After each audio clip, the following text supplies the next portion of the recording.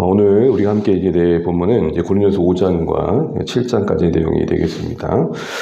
오늘 본문을 좀 이해하기 위해서 배경이 되는 이야기를 조금 먼저 시작해야 되겠습니다. 당시에 이제 고린도 교회 자체가 많은 사람들이 모이는 그런 어떤 도시였고 국제적인 성향을 갖고 있다 보니까 제각각의 사람들이 모인 상황에서의 혼돈이 있을 수밖에 없었고, 특별히 성적으로도 상당히 문란한 도시 중에 하나였습니다. 그래서 이런 말이 있었습니다. 많이 들어보셨을 텐데, 고린도 사람 같도다, 이런 표현은 달리 말하면 성적으로 문란한 사람이다 라는 말이기도 했었습니다. 저 사람 고린도 사람 같네, 이러면 다른 말이 아니라 왜 이렇게 사람이 이렇게 문란한 사람이야, 이런 대표사가 될 만큼, 대명사가 될 만큼 그런 분위기 속에 있었던 것이죠. 그런 상황 속에서 오늘 5장을 보시게 되면 바로 음행의 문제를 교회가 너무 가볍게 다루는 부분들을 이야기하고 있습니다. 교회의 어떤 공동체적 거룩성을 강조하고 있는 것이죠. 특별히 그런 음행이 있는 것보다 또 문제되는 태도는 2절 보시게 되면은 너희가 오히려 교만하여져서 어찌하리 통한이 여기지 아니하고, 통한이 여기지 아니하고. 그러니까 참 아픈 일인데, 교회의 거룩에 비춰본다면 참 이건 교회를 병들게 하는 죄의 문제인데 그거를 방관하고 있는 것입니다. 그러면서 더 나아가 그 일에 대해서 단호하지 못함을 지적하고 있습니다. 왜 그 일 행한 자를 너희 중에서 쫓아내지 아니하냐. 그러면서 이 어떤 이야기를 하고 있냐면, 그가 바울이 몸으로는 함께 있지 않지만 늘 영혼으로, 영적으로 기도 가운데 교회와 함께 있음을 이야기하면서 6월절 이야기를 꺼내게 됩니다. 6절, 7절을 보시게 되면 적은 누룩이 온 덩어리에 퍼지는 것을 알지 못하느냐. 누룩이 여러 가지 의미로 쓰여지지만 오늘 본문에서는 부정적인 의미이죠. 작은 죄라도 가만히 두면 누룩이 비록 적은 양이라도 부풀게 하는 것처럼 작게 여긴다, 작은 죄는 없다, 이런 얘기를 하는 겁니다. 그러면서 누룩의 이야기를 하는 이유는 구약 이스라엘 백성들이 출애굽을 할 때 6월절과 관련해서 지켰던 게 무교절이죠. 그래서 어린 양의 피를 근거로 출애굽하잖아요. 죽음의 사자를 이기고. 근데 그때 먹었던 게 뭐냐면 이스트, 그러니까 누룩이 없는 빵이었습니다. 누룩이 없는 떡이 여기에 상징하는 바는 무엇이냐면 거룩한 삶인 거죠. 그러니까 오늘 바울은 이 구약의 이 유월절과 무교절을 배경 속에서 신약으로 가져와가지고 어린 양의 희생과 무교절이 함께하듯이, 누룩 없는 떡을 함께 먹는 게 함께하듯이 유월절의 어린 양이신 예수님의 피로 거듭난 신자들에게 이 죄의 누룩을 제거하는 삶이 동반되어야 된다, 이런 얘기를 하고 있는 것입니다. 십자가와 거룩의 삶이 별개가 아니다라는 것이죠. 함께 간다는 겁니다. 그러면서 그 죄를 지은 자에 대해서 단호할 것을 얘기하는데, 그것조차도 사실은 그를 제거하는 게 목적이 아니라, 정죄하고 배제하는 게 목적이 아니라 회복의 목적이다라는 것들을 이야기하고 있습니다. 그래서 쭉 읽다 보면 이런 표현이 나오죠.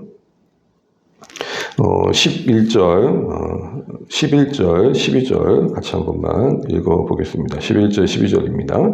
이게 내가 너희에게 쓴 것은 만일 어떤 형제라 일컫는 자가 음행하거나 탐욕을 부리거나 우상 숭배를 하거나 모욕하거나 술 취하거나 속여 빼앗거든 사귀지도 말고 그런 자와는 함께 먹지도 말라 함이라. 밖에 있는 사람들을 판단하는 것이야 내게 무슨 상관이 있으려마는 교회 안에 있는 사람들이야 너희가 판단하지 아니하랴 라고 하면서 죄에 대한 판단을 이야기하고 있는 것입니다. 그러나 사실 이런 죄에 대한 단호함이 그의 영혼을 구원하기 위함이라는 것을 잊지 말라는 것이죠. 그래서 5절에 보시게 되면 이런 자를 사탄에게 내주었으니 이는 육신은 멸하고 영은 주 예수의 날에 구원을 받게 하려 함이라. 그 죄를 범한 당사자가 이런 어떤 교회 공동체의 엄격한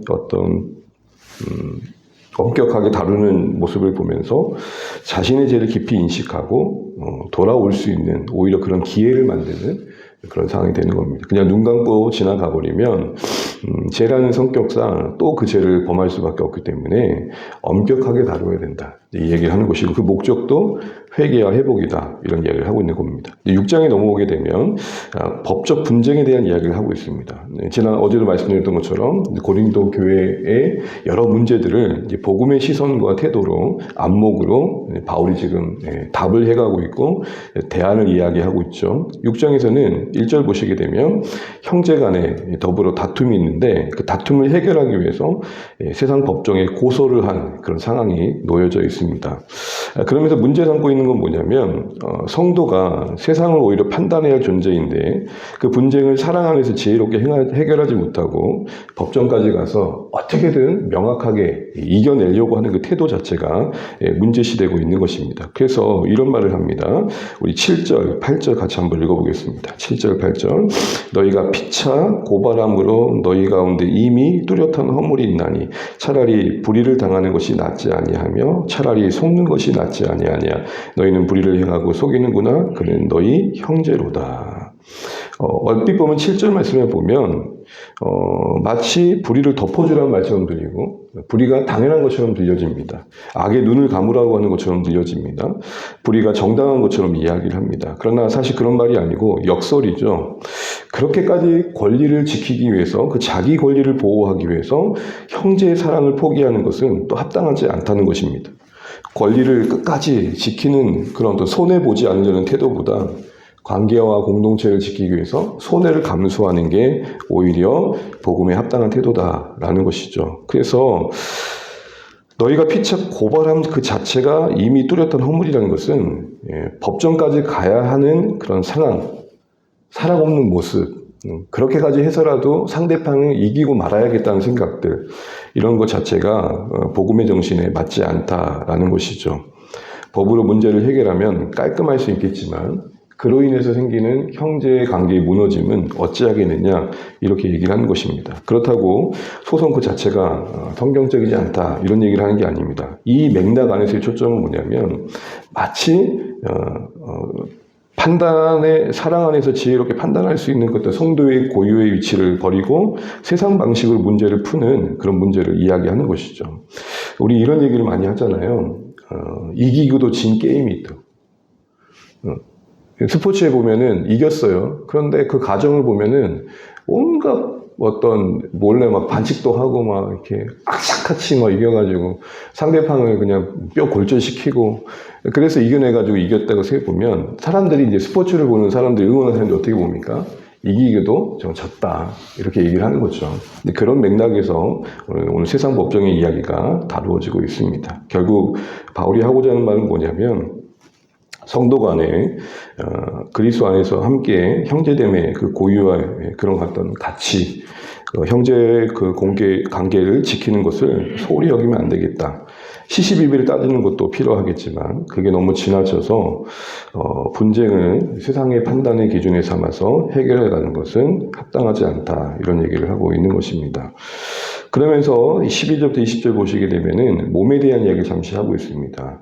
아마도 이 법정의 문제와 함께 이 몸의 이야기를 하고 있는 걸 보게 되면 바울은 우리 몸이 존재하는 일상에 대한 이해를 다시 한번 강조하고 싶었던 것 같습니다. 특별히 13절 말씀을 보시겠습니까? 13절, 12, 14절 함께 읽겠습니다.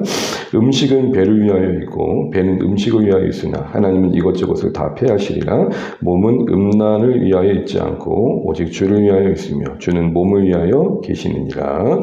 하나님이 주를 다시 살리셨고 또한 그 권능으로 우리를 다시 살리시리라. 13절 보시게 되면 상반절에 몸은 음식은 배를 위하고 배는 음식을 위한다라는 말이 나와 있습니다. 이게 바울이 한 말이 아니고 당시에 고린도 사람들에게 유행했던 말입니다. 음식은 배를 위하고 배는 음식을 위한다. 여러분 어떻게 이해되십니까? 그러니까 사실 우리의 몸이라는 수단이 그냥 욕구의 수단이다. 그냥 이렇게 얘기를 하는 겁니다. 부어라 마셔라 즐기자. 이거 뭐 이 몸뚱아리 그냥 둬서 뭐 하노? 그냥 건강할 때 놀자. 이런 얘기를 하는 겁니다. 그런데 거기에 바울이 뭐라고 말합니까? 하나님이 주를 다시셨고 그 권능을 우리를 다시셨다. 그러니까 우리의 몸이 부활의 몸이다 이렇게 얘기하고 15절에는 더욱이 그리스도의 지체이다. 그러니 그리스도의 것이니 그리스도의 것답게 몸에 구별이 있어야 된다. 너희 몸은 성령의 전임이 있지 마라. 이런 얘기가 나오는 것입니다. 그래서 음행의 문제가 단순히 음행을 행하냐 안 하냐 이런 문제를 뛰어넘어서 우리가 주님의 것으로서 거룩하게 사느냐 그렇지 않느냐의 문제와 관련되어 있다는 것이죠. 몸이 말하는 바는 우리 일상을 이야기하는 거겠죠. 우리 몸이 존재하는 일상 속에 하나님의 소유된 자로서의 삶이 있어야 된다. 그래서 20절 보실까요? 20절. 값으로 산 것이 되었으니 그런즉 너희 몸으로 하나님께 영광을 돌리라. 우리의 기독교 신앙이 영혼의 문제를 다루지만 상당히 영적인 것만 치우쳐 있지 않죠. 전인격적인 구원이죠. 아시는 것처럼 우리의 몸, 우리의 일상이 포함된 구원입니다. 그래서 20절 상반절을 보시게 되면 값으로 사셨다. 피값주로 우리를 소유하셨다. 우리 몸이 우리의 것이 아니다. 이 분명한 신앙의 부분이 필요한 것이죠. 우리는 하나님이 산 것입니다. 싼 것이 아닙니다. 싸게 여기면 안 됩니다. 우리 몸을 싸게 여기면서 가볍게 여기고 함부로 다루는 것은 합당하지 않다. 7장 보시게 되면 참 많은 분량을 다루고 있는데요. 결혼의 문제를 중심으로 해가지고 다양한 상황에 대한 이야기들을 다루고 있습니다.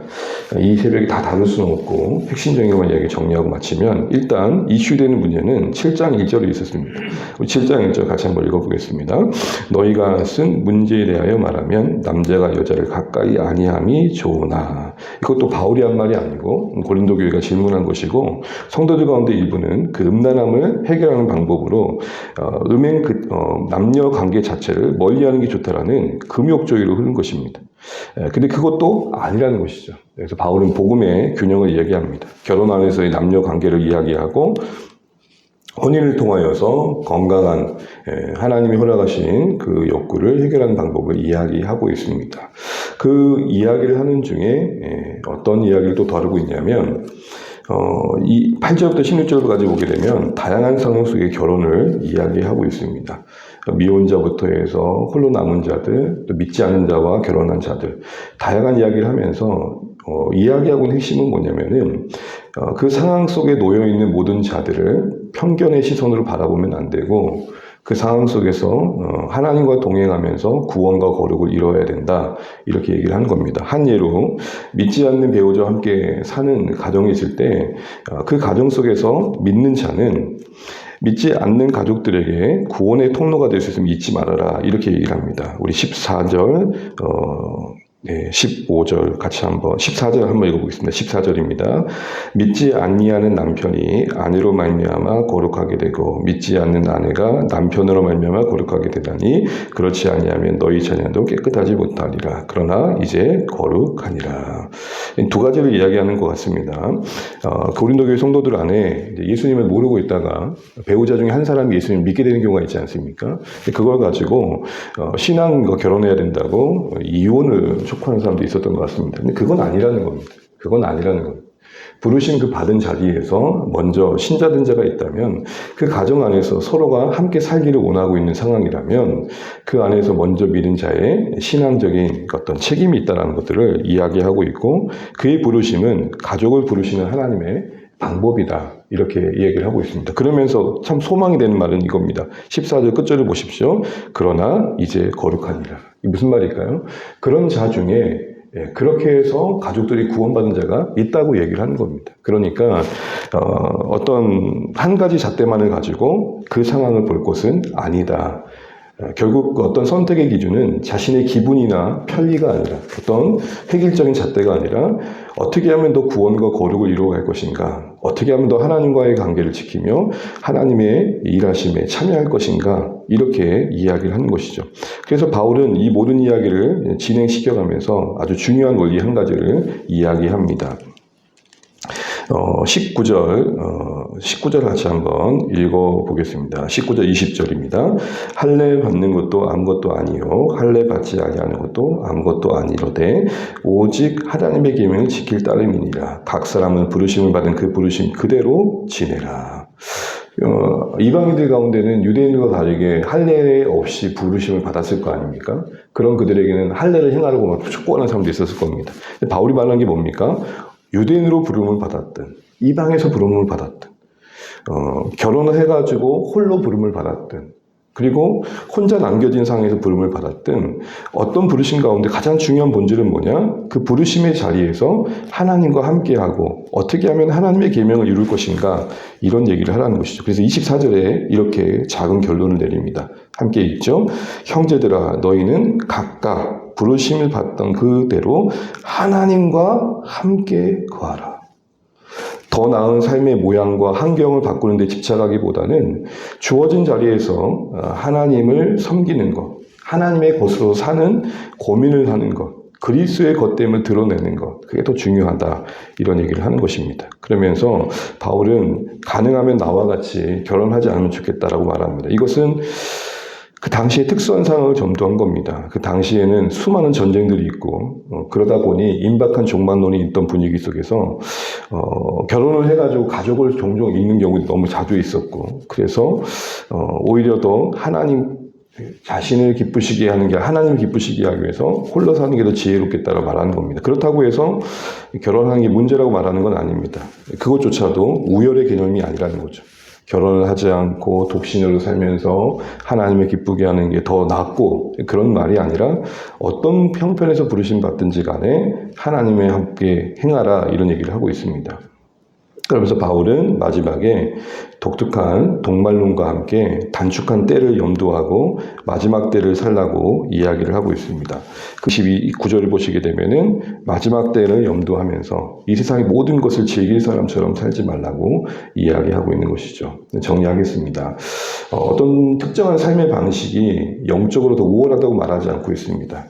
중요한 것은 하나님께서 주신 은사대로 부름받은 대로 하나님과 동행하면서 구원과 거룩을 이루어가야 된다 이렇게 얘기를 하고 있는 것이죠. 그래서 그 당시 세상의 가치관에 휘둘리지 말고 나를 부르신 하나님의 섭리를 신뢰하면서 주어진 삶의 무게를 감당해내는 것 그게 신앙의 여정이다 이렇게 말하고 있는 것입니다. 홀로 남든 또 그 안에서 또 결혼을 하든 그 어떤 선택도 그 자체로 더 낫다고 볼 수 없다는 겁니다. 당연히 각자가 하나님의 부르심을 따라 선택하면서 살아가되 세상의 슬픔과 기쁨 그 어떤 것도 집착하지 말고 상대화할 줄 알고 영원한 하나님 나라의 관점에서 살아가라 이렇게 얘기를 하는 것입니다. 그래서 29절, 30절, 31절을 보시게 되면 우는 자들은 울지 않는 자들 같이 살고 기쁜 자들은 기쁘지 않은 것 같이 살고 세상 물건을 쓰는 자들은 다 쓰지 못하는 것 같이 살아. 31절 하반절 이 세상의 외형은 지나갑니다. 이렇게 이야기를 하면서 결혼과 그 일상의 문제들을 다루고 있습니다. 오늘 5장, 6장, 7장 참 긴 내용이긴 한데 일관되게 얘기하는 건 무엇입니까? 사랑을 지켜라. 거룩을 지켜라. 어떤 형편에서 부름받았지 간에 하나님과 동행해라. 한 가지 덧붙여서 이런 관점에서 보면 신앙 공동체는 참 다양한 삶의 형태의 사람들이 있습니다. 어떤 획일적인 잣대를 가지고 색안경을 끼고 편견을 보고 이야기할 게 아니라는 것이죠. 그 인생의 사연을 궁금해할 줄 알아야지 어떤 한 가지 잣대만을 가지고 그렇지 않은 것을 가지고 나와 다르다는 것을 가지고 판단할 분들은 아니라는 것입니다. 주 오시기까지 우리를 부르신 그 자리에서 하나님과 동행하고 하나님과 함께하면서 하나님 뜻을 이루어내는 것 그것이 영원하다 얘기를 하는 것입니다. 이 땅에서 좀 짐스러운 것이 있을 수 있고 이 땅에서 좀 편할 수 있는 것이 있을지 모르지만 영원한 건 없다. 영원한 슬픔도 영원한 기쁨도 없다. 오직 하나님과 함께한 것이 영원하다. 오늘 이 사실을 기억하면서 다양한 우리의 부르심 속에 가장 중요한 본질을 놓치지 않고 서로를 이해하고 용납하고 거룩과 사랑을 이루어갈 수 있는 우리 주안의 공동체 되시기를 간절히 축복합니다. 기도하겠습니다.